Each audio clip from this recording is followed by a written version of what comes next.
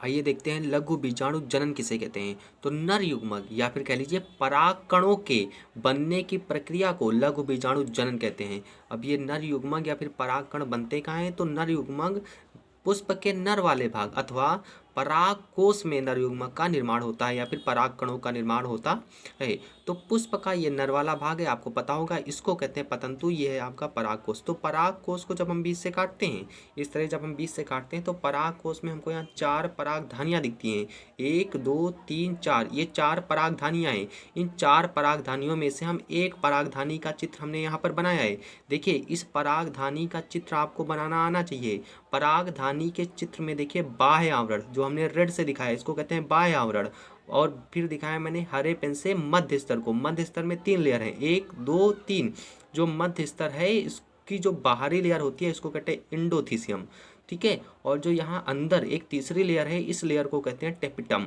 Tapetum परागकण, जो परागकण इसके अंदर बनेंगे, ये विकसित हो रहे परागकणों को पोषण प्रदान करने का काम कौन करेगा? यही टेपिटम वाली लेयर करती है।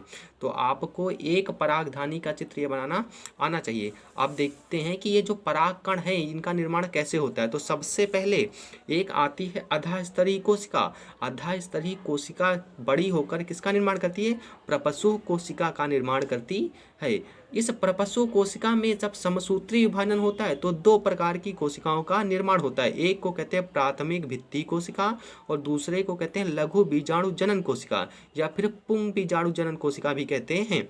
तो प्राथमिक भित्ति कोशिका में समसूत्री विभाजन द्वारा 3 लेयरों का निर्माण होता है। जो बाहरी स्तर होता है उसको कहते हैं बाह्य स्तर, और जो बीच वाला स्तर होता है उसको मध्य स्तर, और सबसे अंदर स्तर वाला होता है उसको कहते हैं टेपिटम। हमने यहाँ पर ये तीनों स्तर आपको दिखा रखे हैं। तो यहाँ पर जो ये आपकी कौन सी है? प्राथमिक भित्ति कोशिका है। ये 3 स्तर का निर्माण करती है। ये देखिए बाह्य स्तर और मध्य स्तर और ये रहा आपका टेपिटम। उसके बाद में जो दूसरी कोशिका बनी थी समसूत्री विभाजन द्वारा, जिसका नाम है लघु बीजाणु जनन कोशिका। तो लघु बीजाणु जनन या फिर पुंग बीजाणु जनन कोशिका बड़ी होकर किसका निर्माण करती है? प्राथमिक लघु बीजाणु जनन कोशिका का निर्माण करता है, जिसे हम लोग अंग्रेजी में एमएमसी यानी कि मदर माइक्रोस्पोरोजेनेसिस सेल कहते हैं। अब ये जो एमएमसी वाली कोशिका है, इसी कोशिका में अर्धसूत्री विभाजन के द्वारा पराग कणों का निर्माण होता है। तो ये आपका जो चित्र मैंने बताया, ये मैंने बताया आपको पराग कणों के बनने की प्रक्रिया।